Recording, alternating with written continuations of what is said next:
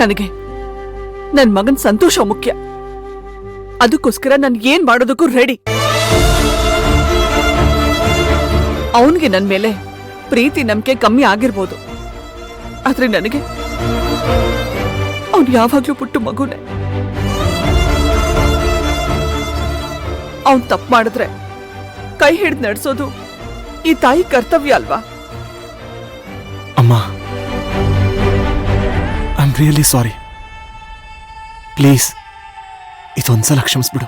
ಮತ್ತೆ ಹೀಗ್ ಮಾಡ್ಬಿಡ ಕಣೋ. ಹಾಗೇನಾದ್ರೂ ಮಾಡಿದ್ರೆ ಈ ತಾಯಿ ಖಂಡಿತ ಬದುಕಿರಲ್ಲ.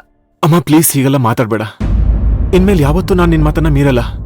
It's my promise. ನಾನು ತುಂಬಾ ದೊಡ್ಡ ತಪ್ಪು ಮಾಡ್ಬಿಟ್ಟೆ. ದಯವಿಟ್ಟು ನನ್ನನ್ನು ಕ್ಷಮಿಸ್ಬಿಡಿ ಆಂಟಿ.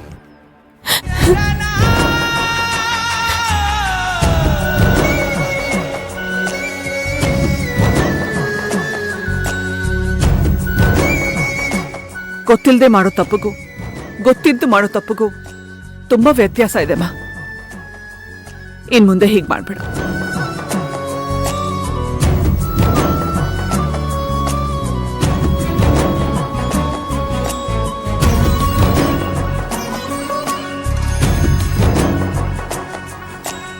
ಈ ವಿಷಯ ನಿಲ್ಲಿಗೆ ಬಿಟ್ಬಿಡಿ, ಮನ್ಸಿಗೆ ಹಾಕೋಬೇಡಿ. ಇಬ್ರು ಮದ್ವೆನೂ ನಡೆಯುತ್ತೆ. ನಾನೇನ್ ಬರ್ತೀನಿ.